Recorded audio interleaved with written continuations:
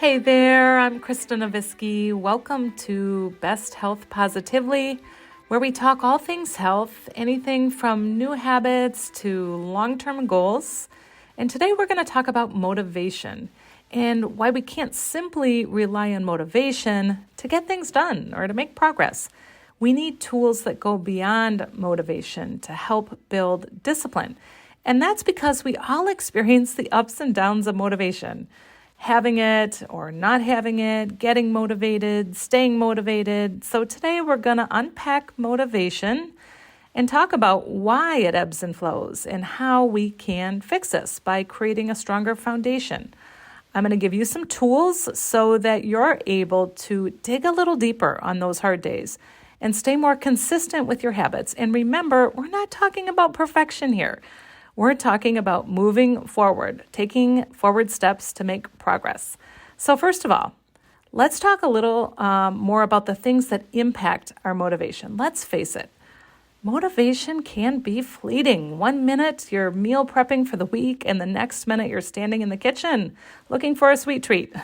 I know I can definitely relate to this one. So maybe you have days where you feel really strong and days where you feel like you just can't push through. So it's clear we've all experienced it. Motivation isn't constant. And that's because it's influenced by so many things. And just to mention a couple major players here, it's influenced by our environment and our emotional state. So first, our environment. And that means what's going on around us, where we are, who we're with, what's available to us, what's going on. So our environment can be a big factor.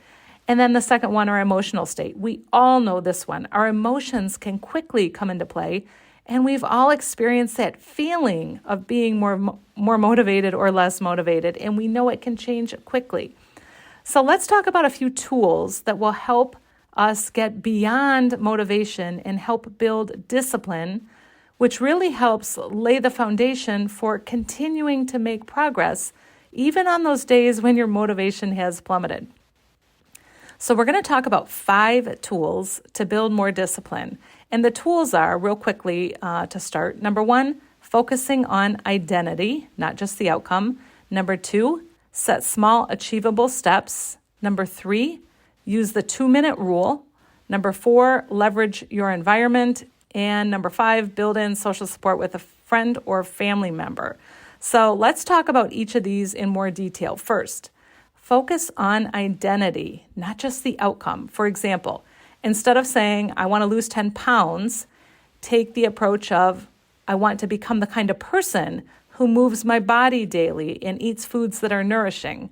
And this might sound familiar. This is taken from James Clear's approach in Atomic Habits, that identity-based approach to habits. And science backs it up. The data show that when we attach a habit to our identity, we're more likely to follow through. And we talked about this in a previous episode, so if you haven't thought about this much yet, it's really worth your time to consider the type of person you'd like to become and then build habits that help you take steps closer to that identity. And it's also important to write this down. Putting these ideas into words is a powerful tool to leverage here. So that's the first tool to help you build discipline. Focus on identity. Number 2, set small achievable steps. Data show that even small goals being met trigger that dopamine release. Remember, dopamine is that feel-good chemical. So having dopamine released when we're practicing healthy habits is a great thing. So we want to build in those experiences by setting small goals. And the more of these small experiences, the better, because then we're getting that repeated dopamine release that stimulates your brain then to say, hey, let's keep practicing these healthy habits. So that's the second tool to help build discipline, setting small achievable steps. Now, the third tool is to use what's called the 2-minute rule. And this was first introduced by David Allen, who's a productivity expert. And what you do is this. You start with just 2 minutes. For example, if you want to exercise or meditate, you start with 2 minutes. This builds the discipline muscle, so to speak, because you're actually doing the thing, even if it's only 2 minutes. At least you're getting started. It's all about starting. Or You can tweak this a bit if, let's say, you're trying to eat more protein, for example. Then you could start by adding a tablespoon of collagen peptides to your coffee. Something small. Again, it's just about getting started. Next, number 4, leverage your environment or make your environment work for you. For example, if your kitchen's full of healthy, quick options, you're setting yourself up to stay on course when life gets hectic. Or something that I like to do is keep some healthy options with me on the go. Usually almonds, an apple, some string cheese, or maybe a protein bar, for example.